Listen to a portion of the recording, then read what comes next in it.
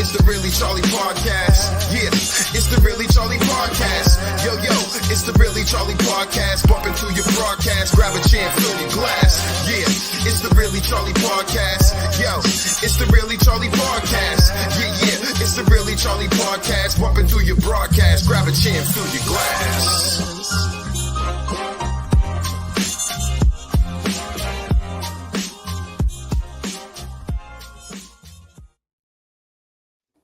Hey, welcome to the Really Charlie Podcast with my co-host, Paula Santos. This is Paula Santos Young.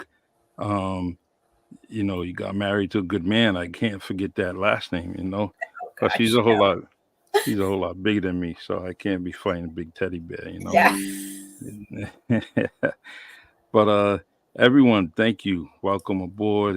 This is our weekly podcast being heard every Wednesday at 7:30.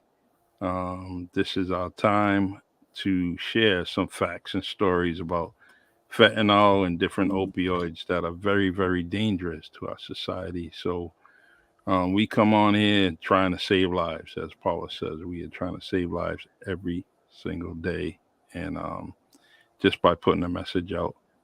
And Paula, I'm going to let you take the lead at the beginning of this show. So Perfect. Let's go. Yes. All right. So, hi, everyone. Thanks for joining us. I hope everyone had a good holiday, good Christmas, Hanukkah, for all of our folks out there. One of the things I constantly talk about, especially with parents like myself who have lost a child, myself and Phil, the holidays are very difficult for us because it's another day that our loved one is not going to come home. They're not going to come through that door. So one of the things that I always say is, if you are feeling that you need to speak to someone, please reach out. Please don't hold it in.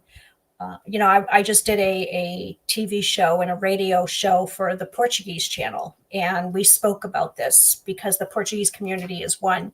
And I'm Portuguese, so I can speak this. They don't talk about it. When you bury someone, you leave them at the cemetery and you bury everything there.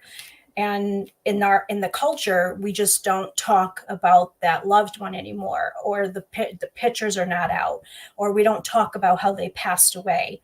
And that's so traumatic for parents because you need to talk about it.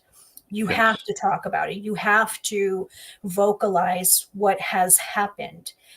Because we now have a hole in our heart that will never be filled. It doesn't matter. It doesn't matter how many years go by, months, years, days. It doesn't matter. You will never be the same person. And that's one of the things that I think, including with when you lose a child, your friends support group that you thought were going to be there for you are no longer, because they can't understand that, oh, wait a minute, you're not the person I knew prior to this. And now this person is full of grief and I don't know how to be around them. I don't know what to say.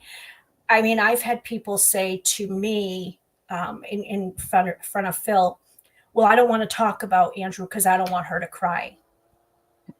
So you don't want to talk about my son? That's our son. He existed. What do you mean you don't want to talk about him? You have to talk about them. You have to talk about your loved one, because it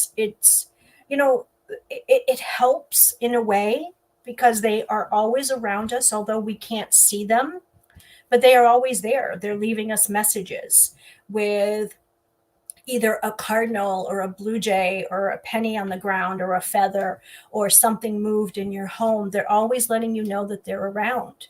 And you can't dismiss the fact that when somebody doesn't want to talk about them, well, maybe that's where you need to reevaluate who you are around. Yes. And it's so true. Last week talking to Phil on the show and that was intense. And I know you're having him back on, correct? Because I know, but you know what? The technical issues were bound to happen because we just had that storm. So those things happen. I mean, we don't control. Oh, then again, it could have been our loved ones being like, yeah, we're good. Yeah. Let's do this again. So, I mean, I think it's important. And Charlie, the platform that you continue to do every week and people are listening, this is something that, and someone said to me, well, what are you going to do when it's not fentanyl anymore? Well, when it's not fentanyl, unfortunately, it's going to be something else. Exactly. Because, go ahead. And achieve greatness it's about something else too. So Correct. we move forward to that, right? Correct. And then work on, you know, Andrew's brainstorm, what he wanted to do, and so there'll always be work for for us to do, and Yes. uh, The so sports side of it, we're going to be doing basketball starting up for us in January. We're doing something with Andrea McCoy Rec yep, Center. So we've partnered up with them, which is, an amazing, amazing thing. And they are so looking forward to this because they already have a lot of kids in the city that actually utilize their recreational center. And it's amazing. And it's something that this is what it's about. When I talk to even kids or they look at my bracelet and I say to them, I say, achieve greatness is more than just what you hear me talk about. How can you achieve greatness? yes, How can you be the shining star that we know you are?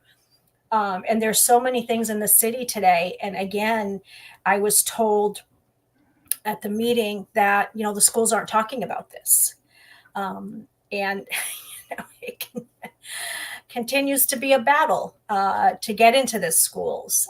And I really wish that we could get the super. I know there's an interim superintendent now, and maybe get hmm him on the podcast to explain to us. Okay, so tell us why it is that you don't feel we should be collaborating and elevating this message, because I know for a fact they're not talking about this in school, having grandchildren in the schools yeah, and it's other people that have their children in the schools. And the health department will say, well, we kind of we talk about fentanyl, we talk about xylazine, we talk about drugs, but you don't talk about it to the level that we do. yeah, Handing a pamphlet to a child and saying, here you go, is very different than breaking everything down the way we do.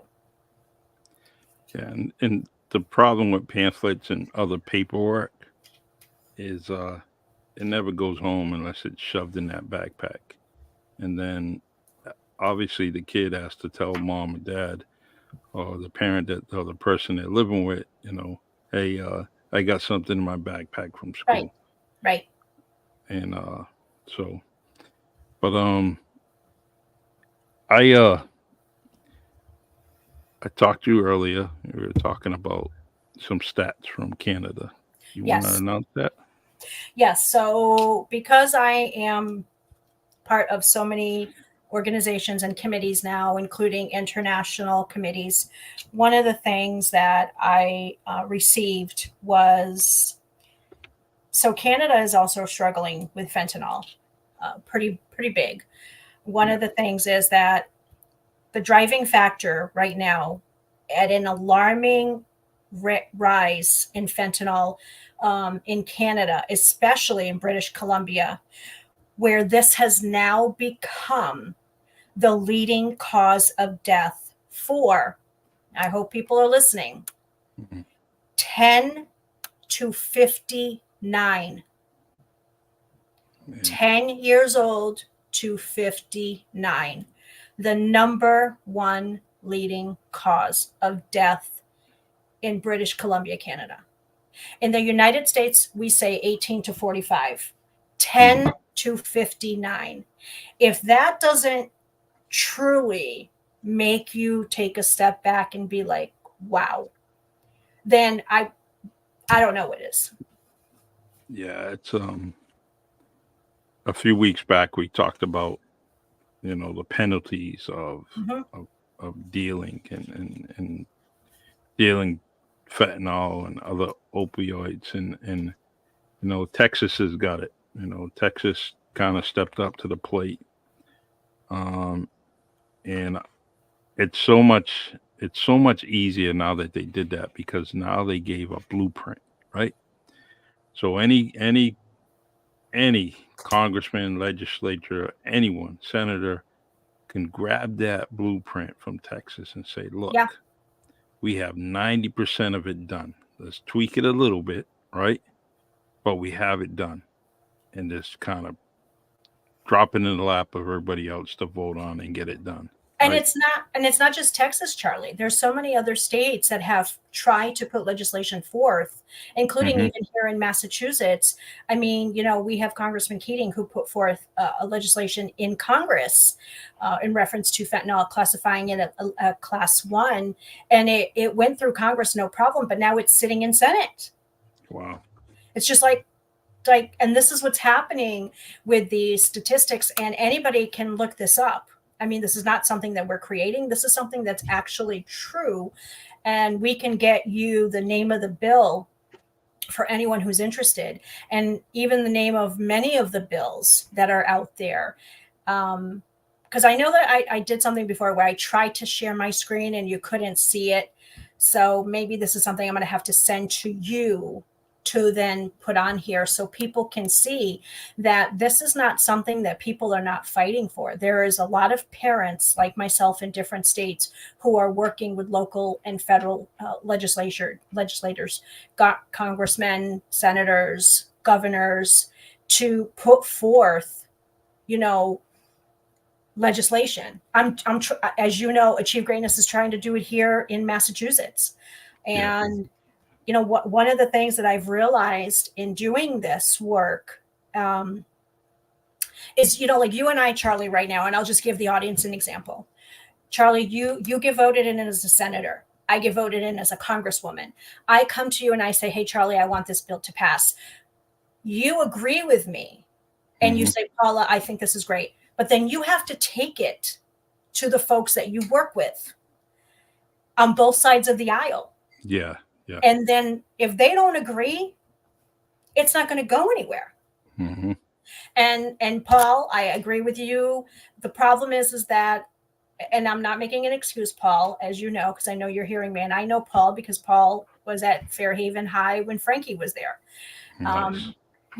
And yes, we need to clean it up, but the problem is that we can't do it alone.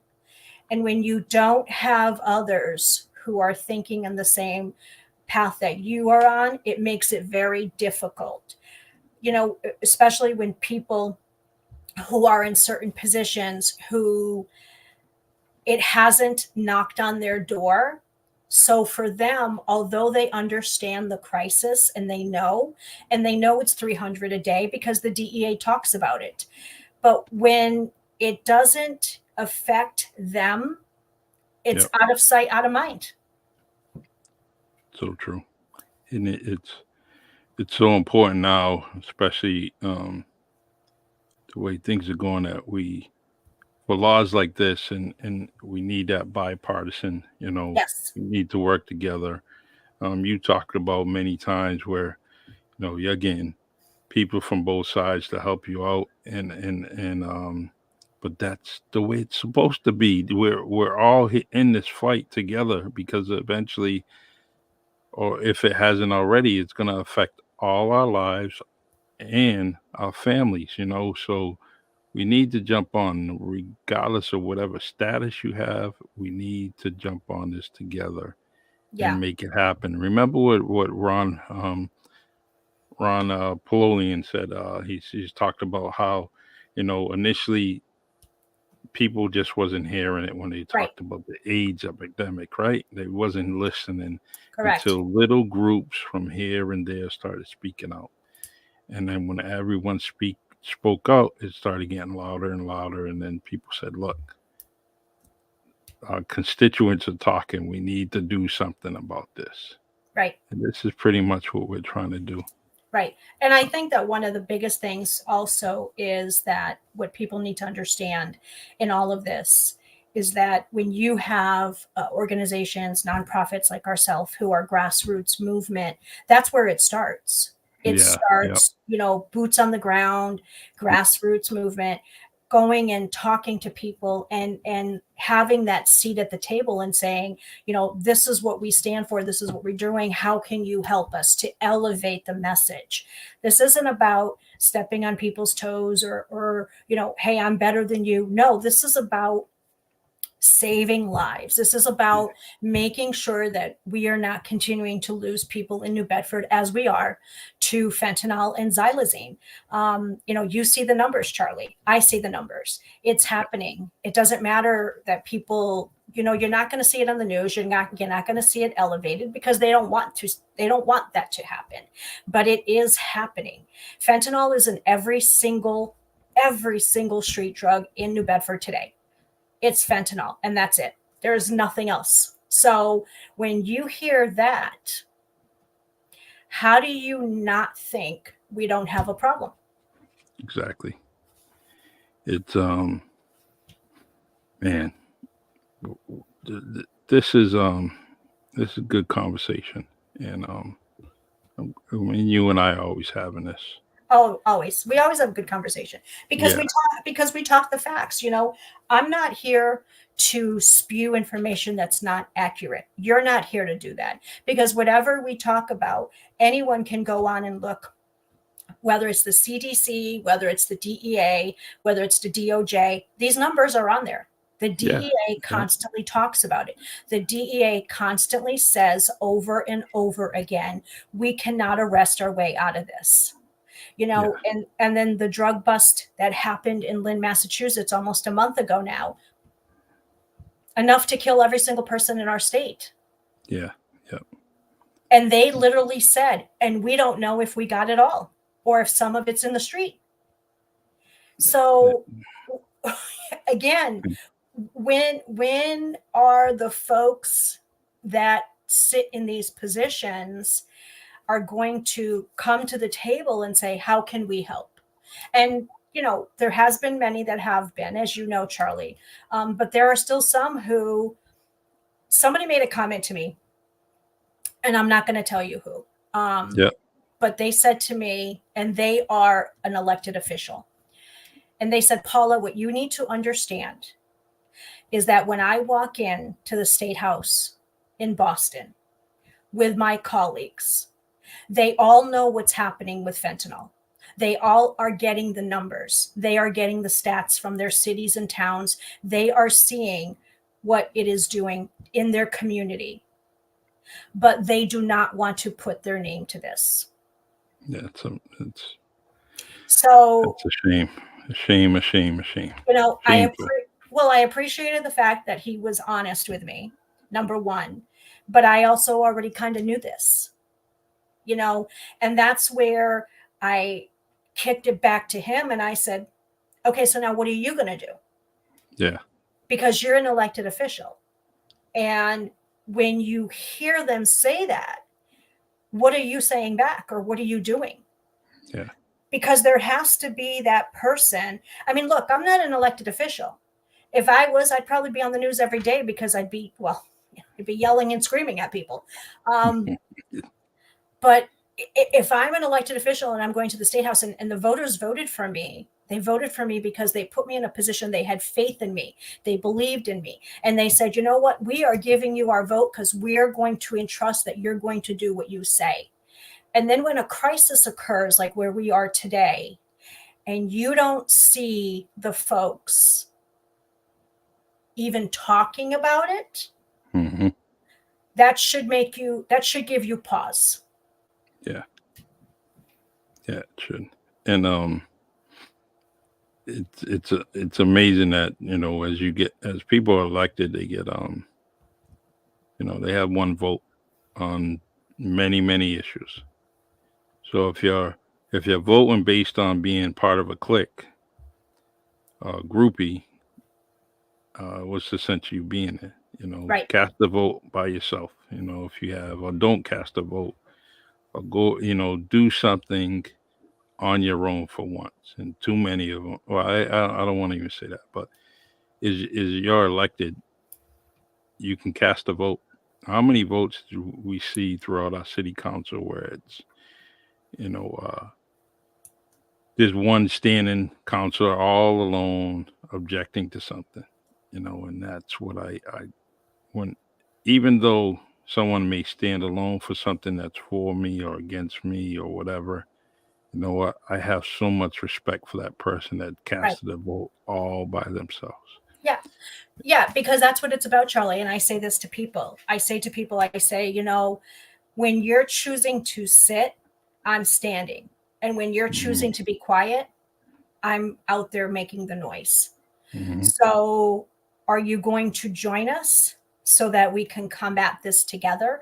Or are you going to continue to be the person on the sideline not doing anything because you don't want to quote unquote attach your name to this? Well, that's pretty disgusting and sickening, because if I am an elected official and you voted for me and I see the numbers of what's happening in my community and I'm not doing anything, I would want you to be calling my office and wanting to yell and scream at me Yeah, and be so like, true. what the hell is your problem? Why aren't you saying anything or doing anything about this? And that's, again, not saying that there's not other things going on. We understand that. But you're kind of taught this in school. You're taught in high school. When you're in high school and you go into your junior and senior year, you're taught how to prioritize before you go out into the world. So I'm sorry, but do people need classes again? I Yeah. mean, do we need to kick it back to high school? Yeah. Instead of continuing to kick the can down the road, like Ed Bish says, Mm-hmm. do we need to really start elevating this? Because again, the cartel is not stopping. They're not. Oh. Listen, I was on a committee call today with a DOJ, and the recruiting is getting pretty significant here in our city. Mm-hmm. Pretty significant. And I had not known that until today. So what does that tell me? That it's about to get worse. Yeah. Yeah. It's amazing. We had the cartels had a huge influence on the city, let's see, late 80s into the 90s, mid 90s, and they were really going hard and heavy. So, um, And now they're back yeah, and because there's sleeper cells everywhere. yeah, And yeah, and then you have these kids who they're in their home life, and when they're in school, they're in that safe zone. But when they get out of school, and this is the biggest thing that I don't think people are thinking about. They're not thinking about what happens to a child when they're walking home from school and there's nobody home. Or kind of like Ron said when we were on the call with him a couple weeks ago, that 16, 17-year-old that now has been recruited to sell the drugs, and now his brother or sister just started high school and now they're trying to recruit them. yeah, yeah, definitely. People aren't thinking about that. They're gonna they're gonna go after anybody they can, especially a young kid, teenager that's very um influential. You can influence them do almost anything, especially if it's coming from a big brother or you know A family member that they family. trust. Yeah, Yeah, somebody. It's very, very, very, very easy to influence them, and and that's for good, bad, and ugly things. So correct. And we have a lot of that, including, and mental health is huge, and no one talks about that either. Mental health stems from everything that is happening in our society today. That's where it starts. That is the gatekeeper of everything. Ed Bish said it on our show. Johnny, the sheriff from El Paso, said it. The mental health. Ron said it. I mean, we've had, hmm Anthony talked about it. The yep, mental health is huge. And again, it's not talked about. You're told to, oh, well, come on, I'm going to have this counselor here or this psychiatrist. But yet that person can have 10 degrees on the wall, but doesn't have any experience of the children they're talking to. Yeah. So true. The when you mention all those names, I'm thinking of their stories, right? Yes. And I mean, remember yeah, Anthony's? I mean, yeah, this is yeah, like a movie script, for crying out loud. yeah, Right? Because yeah. remember, I kept telling him, wait a minute, why hmm does this sound so familiar? Oh my gosh, I actually watch a movie on Netflix. Yeah, he's hilarious, in a good way, and Yes. he's he just he caught my eye, and every now and then I'm seeing something off of his page, and Yeah. when he does get on, and so. But we got a good little circle, good little network here going on social media. Thanks to you and reaching out and people reaching out to you. And so there's some facts and stories that we are gonna put on this podcast and really kind of enlighten some people and maybe get them the help that they need. So Absolutely. And there's so many wonderful agencies in our cities and town that help with that. And we are not taking away from that. That's not what we're saying. But what we hmm are saying is, and I learned this very early on, how, one of the things I learned is when I was in college yep. and I had to do my thesis. Well, one of the things I had to do is I had to work in the court system. I know something you didn't know about me, Charlie, but I hmm was working in the Superior Court of Holyoke, Massachusetts. Nice. Now you want to talk about, yeah. I mean, you think Springfield's bad? Go to Holyoke. But I was a victim witness advocate, and I Yep. saw so much there. But I appreciated the what I was given. I appreciated the fact that we had judges there who, when a child came up or someone came up, he would say to them, "I might not know your story, but how can I help you?" Yeah.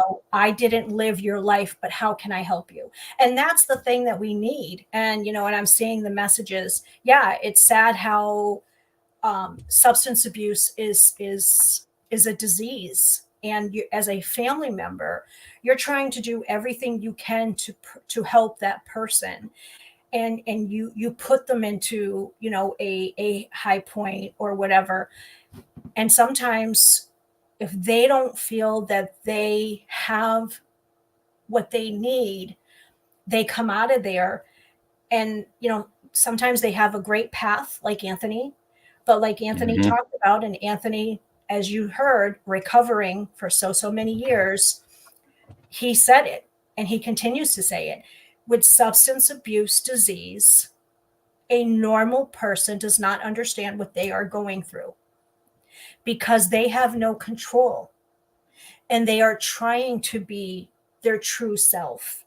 And because of what's happening, the family around them is trying to support and love them the best way they can. And sometimes it does become a lot because, again, we're not in there. We're not Yeah. in their mind. We're not struggling. But I mean, it's kind of the same thing with PTSD and anxiety and depression, which so many people are facing today. I mean, my gosh, turn on the TV and everything we're seeing today. I mean, if that's not a form of PTSD every day for everyone, I don't know what is. You Yeah. have to have, one of the things that I truly enjoyed about one of the judges that we had is he would always say, again, I might not have lived your life, but how can I help you? hmm Because when you come at someone, whether it's someone who has or is suffering with substance abuse, and you say to them, I know what you're going through, and you don't, Yeah. wrong thing. wrong thing to do.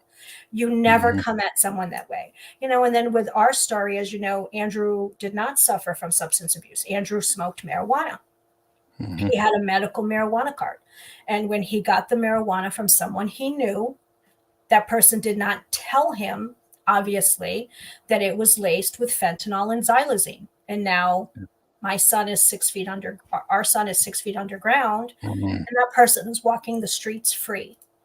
And this is why the messages continues to be so clear when I talk to kids. I was talking to someone today, and they were saying that they are having an influx of 9-year-olds in our city schools who are now vaping. 9 years old. So now let's think back. Why or what is going on in that home that 9-year-old thinks they need to go vape to help them with their life? Yeah. And that's what we are not paying attention to. And that is the biggest crisis that we have right now. Because and then go ahead, Paula. Go ahead. I'm sorry. No, go ahead. Yeah, and anyone that knows that or has the knowledge of it, that's the one thing they should ask that kid is, why are you doing this? What's going on?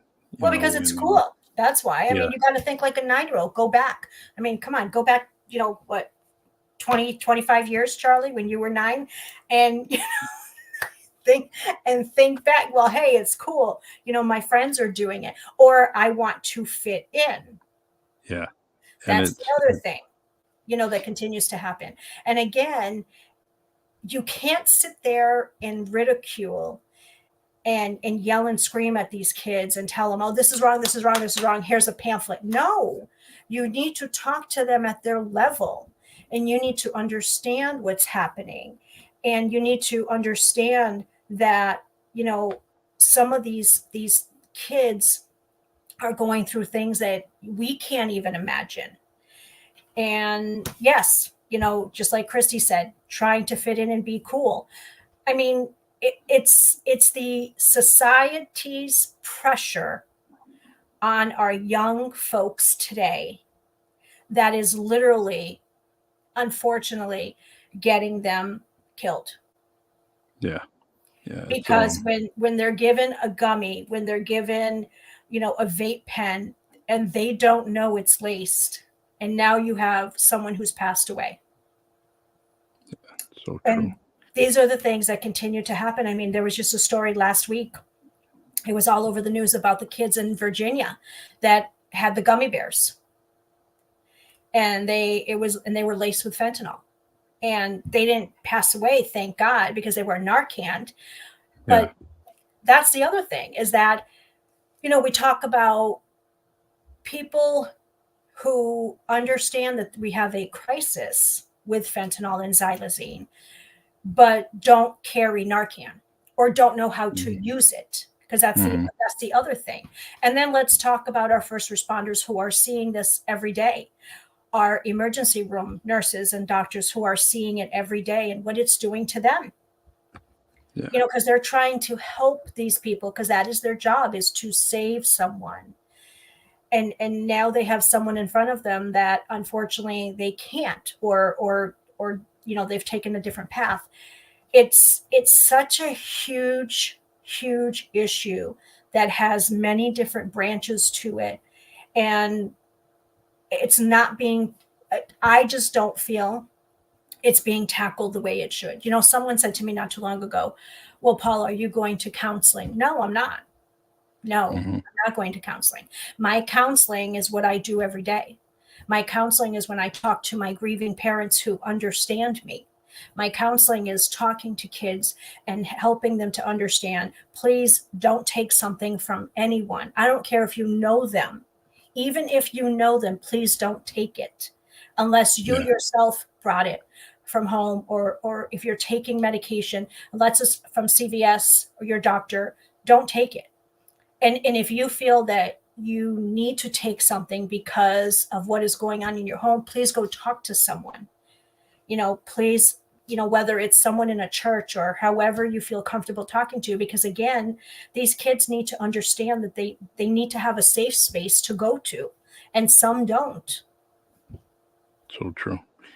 I appreciate that. I want to say thank you, Christy, for your comments. Um, Artist, I miss you. Haven't seen you in a while, and thank you so much. We are always going to try to bring this conversation out there. Um, Christy's a dear friend, and everyone that's out there. We have a telephone line that we have. The only reason why I haven't put it on the screen because just not ready and prepared right now. Paul and I's got to talk how we're going to deal with that and how we're going to do it and put it into the show. Well, because you don't want your number in the bathrooms of the restaurants in New Bedford and Fall River saying for a good time, call this number. Yeah. Well, well, that I think Michelle might have a little bit of an issue with that. Yeah. Well, I'll definitely do something that's definitely I'll get a number up here so we can have people call in, and as far as my cell number, guess what? It's probably all over the place anyways. Please, mine's Google it. Yeah. I have Google it, it's all over the place. Yeah, everywhere.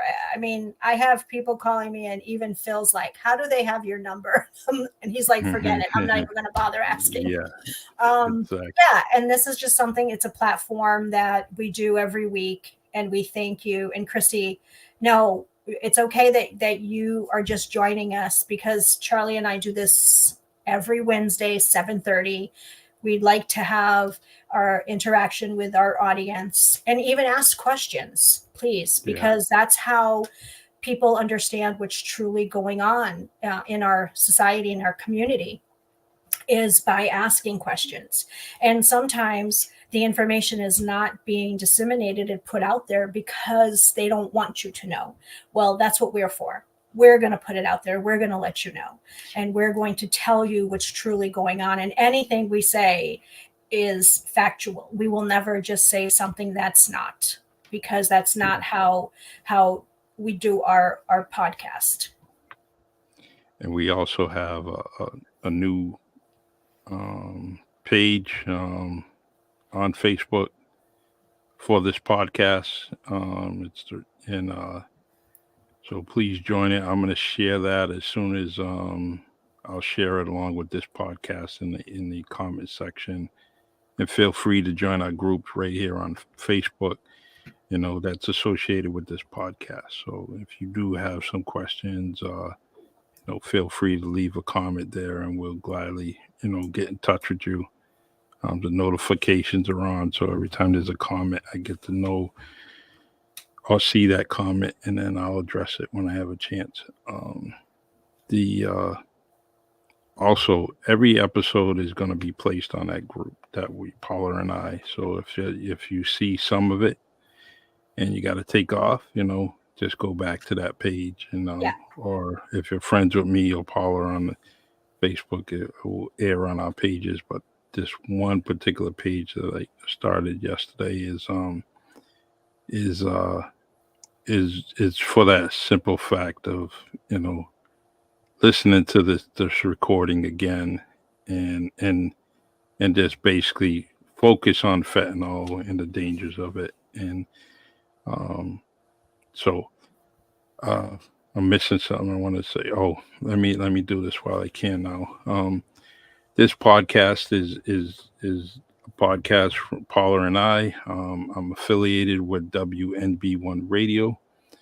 You can actually go on the site, WNB1.com.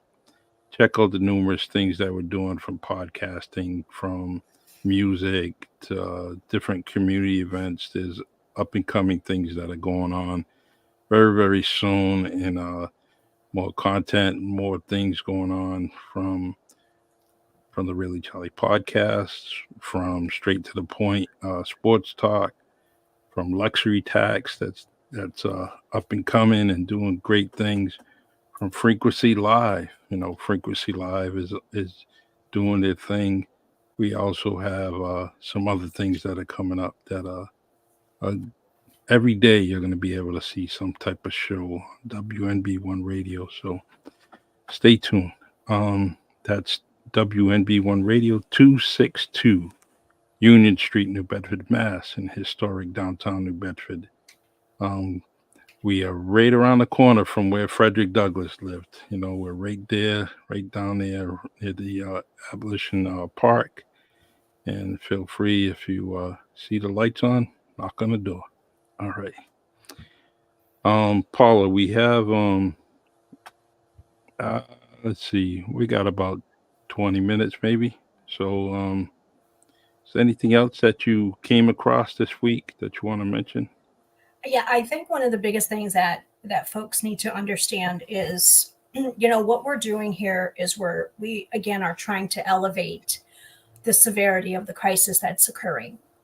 This is not, and I say this all the time. I constantly say this when I'm speaking. This is not a Republican or Democratic issue. This is a United States of America issue. Fentanyl does not discriminate. It doesn't care if you live in Peyton Aram or if you live here in, next to Freetown where I am. It Mm-hmm. doesn't care. It does not say, well, I'm not going to affect that neighborhood. So please understand that what we're doing is, this crisis continues to be blaring and the sirens continue to go off. And this is why Charlie and I are doing what we're doing together, because it needs to be talked about. It needs to be amplified. Everyone needs to understand the crisis that we are in and the severity of it. The cartel doesn't care about any of us. The cartel is a $3 trillion organization. $3 trillion. All they care about is how much money can they make. And what is their platform? Well, let's see. Facebook, 1.2 billion people. Mm-hmm. Snapchat, over 20 million. Instagram. So when someone says, well, I don't understand why the cartel or why these dealers would kill off their people. Well, I just gave you the numbers. So it's about money to them. That's what it's about. And when you know that that's what motivates them and they're amping up their recruitment of people because of the money that they continue to make. And how many lives do we have to get to? We are at 300 a day in the United States. 300 a day. So what is it going to take? So true. It's in just this short time that you and I have been talking about it, it's actually it's gotten worse, and I'm gonna put something up. Yes. The CDC had something, and I wasn't able to kind of cut and paste that, but this is something I want everybody to know. It's called Lace and Lethal, which is another advocate to help out. Please, definitely, if you need some help, you definitely need some information. Please, definitely check out that website, Laced and Lethal. Um, Great source of information on pills and powders, all associated with fentanyl. So I'm gonna leave that up right for a little while. The Paula, let's talk about the event in March. Yes. So Achieve Greatness is having their first fundraising event for anybody who wants to come. I hope you do. I hope everyone comes and joins us. It's going to be a wonderful evening. We have a very well-known Joaquin Santos, who is coming with his band to be the entertainment, including DJ Fresco. Many of people here in New Bedford know both of the names. We have a professional magician who's coming, who actually went to college with my husband. He's coming to volunteer his time. And again, and this is something where we can't continue to work with the kids as we're doing and have the sporting events that we do. As you know, we have a bunch of them coming up next year, Charlie. if we don't have the support of the community, because we can only do so much. And with any organization, look into us. I tell people all the time, look into us, see what we're doing. If you have questions, reach out to me. My number is almost everywhere, or my information. Sometimes we're looking for sponsors. I mean, how amazing would it be for a corporation out there, whether it's South Coast Hospitals, Bank 5, Bank of America, the YMCA, Mm-hmm. United Way, any of these organizations in our city, to be a sponsor for an event where we're looking to save lives. I mean, why wouldn't you want to participate in something like this? What we also are doing is we have a brand new pilot program that we are starting now in January with the youth court here in New Bedford. And a lot of those kids that we are going to be working with are actually going to be at this dinner. And one of the things that we're doing is we've created a platform, because unfortunately a lot of them have sanctions. So we've created a platform where some of the kids can come up with a design for a brand new T-shirt, or Mm-hmm. a different type of a flyer, or something to help their community. Everyone that comes and is affiliated with Achieve Greatness, one of the things we always tell people, and Charlie, I know you do, is how can you achieve greatness? Mm-hmm. So true. The That's the flyer. I'm gonna continue to share that. Also, that my friends and family that are out there that I send you emails to, definitely check them out. And now's the time. Now's the time to help out this great organization. And please, please get back in touch with us, because any amount helps. And you know, come on, if you're supporting many things. This is one thing that I'm asking you as a friend, as a family member, to come out. I need you to come out. I need you to help out with this cause, because there's amazing things going on at Achieve Greatness. And so we need to continue with it. It's like And Paula you're said. and you're part of it, Charlie. You can tell everyone how Yeah. you're part of Achieve Greatness. You're actually an advisor. Yep. Very proud to be part of this. I really want to do the best I can for my friends and for people that need the help. This is just something that's dear to my heart, and that's why I'm on every week. That's why I continue to communicate on a regular basis with Phil and Paula to actually educate myself with this also. Because we all got to get educated, and I'm learning a whole lot just by being a part of this organization. So, and I'm very proud of it. And next week you're Um, going to have Phil on, so to talk about the dad yes, side of this. yes, and we uh, we try to get connected and do a great interview, and it was a great piece of what we did, what we were able to salvage. But it would be an injustice if I don't put Phil Young back on this platform, so you can hear his story. It would be a total injustice, because of I was there sitting along the side of him and listening to him, and felt it, every single word, everything, every conversation. Uh, and then when you look at the comments and everyone that's actually involved in it, and their intensity, and they're like, oh my God, he's saying what I want to say. He's doing what I want to do. He's reaching me. So that was the point of the podcast. So we can reach out to people that want to speak out and just don't know how. And that interview um, did it, and it's going to do it again Tuesday night on the Really Charlie podcast. At 6:30, correct? It's 6:30, right at the we're going to be in studio, and we're going to get this done, get it done right. And I'm going to make sure that You all get to comment. I'm on the air for 3 hours. So if the podcast is to go for 3 hours, guess what? And if the conversation continues and goes on one conversation after the next, guess what? You're going to be heard.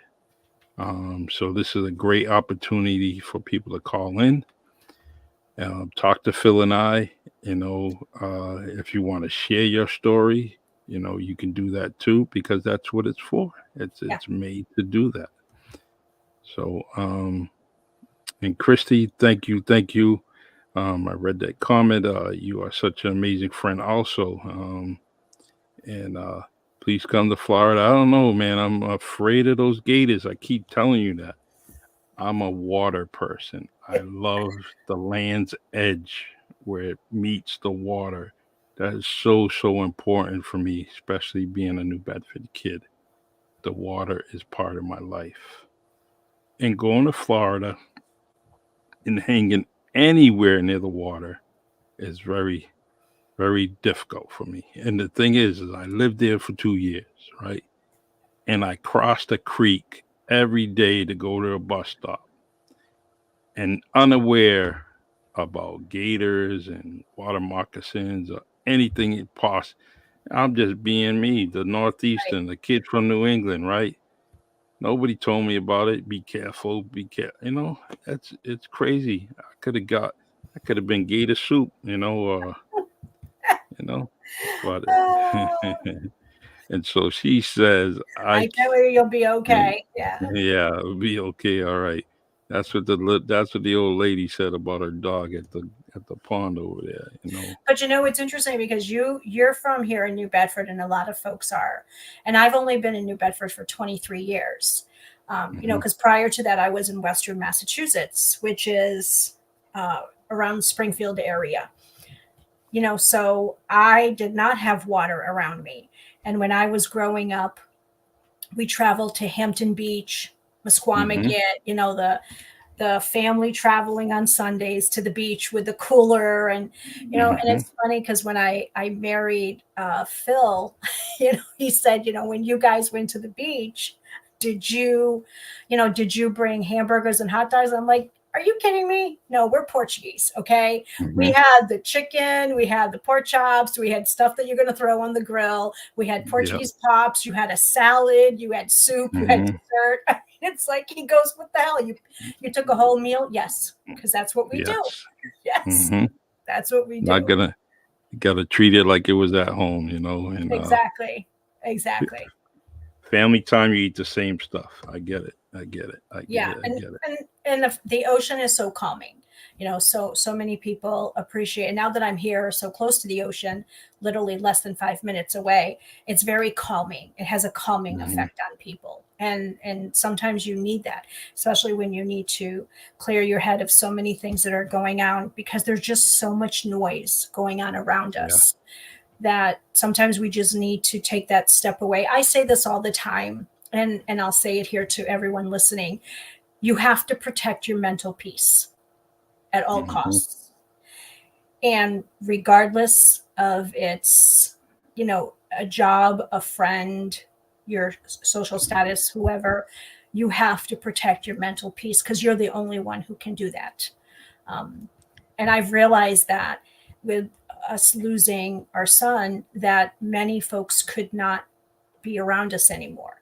And I remember someone saying to me when this first happened, please understand that the people who you think are going to be there for you are the first ones who are going to walk away.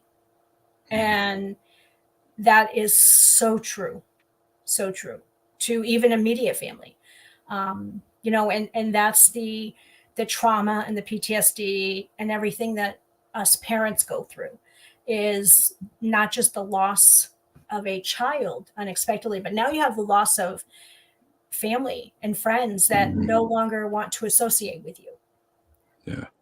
Because you're not the same person. And that's why things like this are extremely important, when people understand that they can come and speak and really have that safe space, because that's what this is. It's a safe space. I have another group that I'm on with a lot of the parents, and everything on there is, we call it our safe zone. You can say whatever you want. You can yell and scream, cuss. It's okay, because sometimes you need to do that. Yeah, yeah, you do. I also want to let everyone know that we are on YouTube. We're here on Facebook Live. We're on the page. We're also on the group, the Really Jolly Podcast group. And we just added Twitch. We are now live on Twitch, and you can see the show on Twitch. I will immediately, once this podcast is done, go downstairs with my laptop and download this whole episode to Spotify. So you will also be able to listen to us on Spotify. Just go to the Really Jolly channel on Spotify, and you can listen to the audio version. Well, actually, I'm going to add the video to it. So you have a video on Spotify, which they have now come up with maybe about a year and a half ago. So this is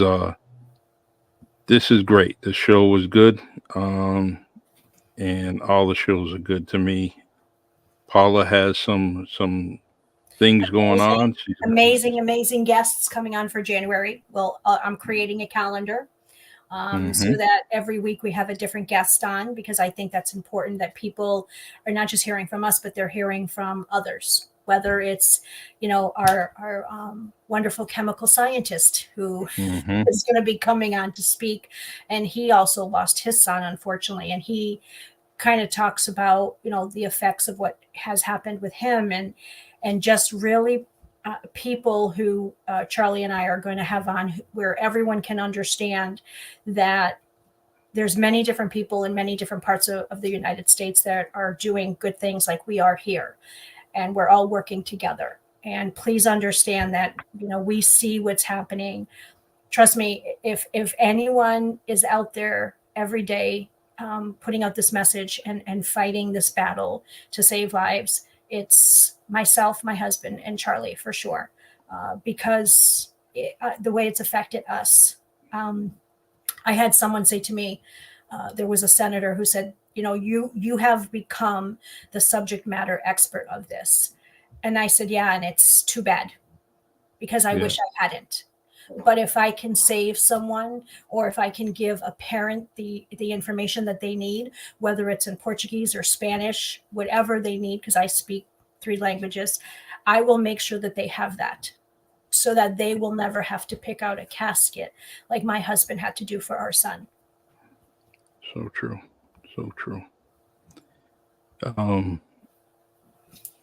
Man, that was gave me a little flashback of when I done it on 2 occasions. The Paula, I am very, very happy to see you today. Hear from you. Continue to do what you're doing. You need me, give me a holler. If it's after 11 o'clock or after 11:30, you got to call the home phone. All right.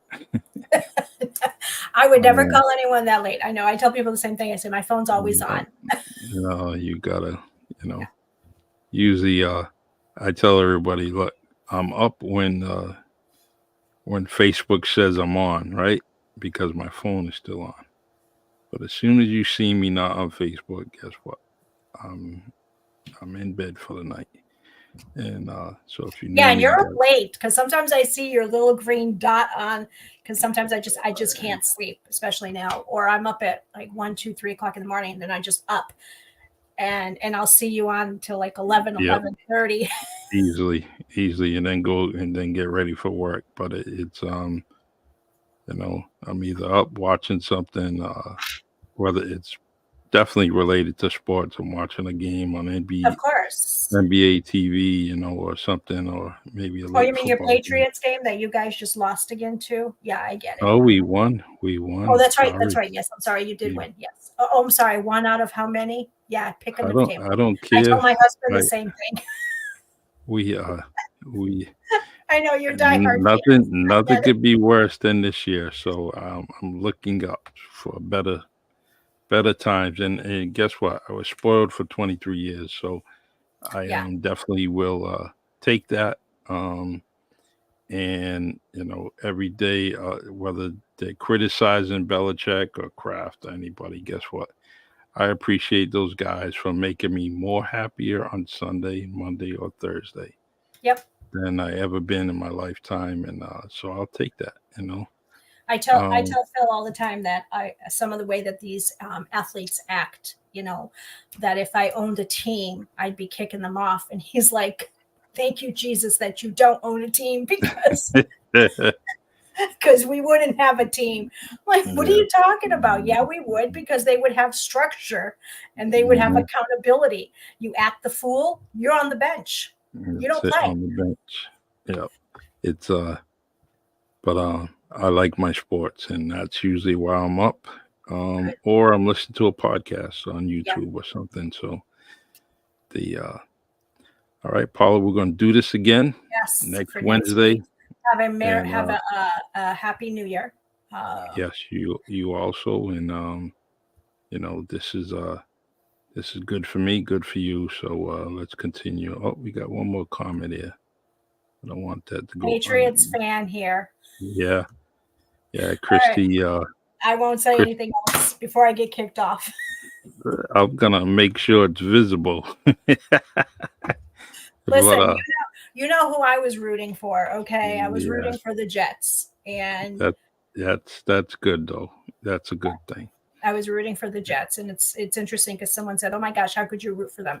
Because that's Andrew's team, so of course I'm going to root for them. Although Phil thinks the coach is going to be fired. They just talked about that last night, that his job is safe. If he had lost the last game because of that massive comeback. Yes. But they end up pulling it out, and so he's going to end up staying. I wonder if they're going to hire that interim coach over in the Raiders. He was very good. He's very good. Yes. Don't ask me his name. I don't know. That's Pierce. Okay. Pierce. Play for the Giants. He's He's got them rolling, so we'll see what happens. But it's all up to Mark Davis. The owner. Yeah. All right, Paula, I'm going to end this with my favorite song from Lionel Peter Walker, and I will download this to Spotify within the next 20 minutes. So thank you, and you have a beautiful night. Thank you. All right. God bless you. Take care. All right, everyone. This is our favorite song. Lionel Peter Walker doing his things for me. I asked the young man, I said, look, I need something for my podcast. And this is what he came up with, which I'm very, very proud of. I need to make it my ringtone. That's how much I like it, All right, here we go. Good night, y'all. God bless. It's the Really Charlie Podcast. Yeah, it's the Really Charlie Podcast. Yo, it's the Really Charlie Podcast. Bumping through your broadcast. Grab a chair, fill your glass. Yeah, it's the Really Charlie Podcast. Yo, it's the Really Charlie Podcast. Yeah, it's the Really Charlie Podcast. Bumping through your broadcast. Grab a chair, fill your glass.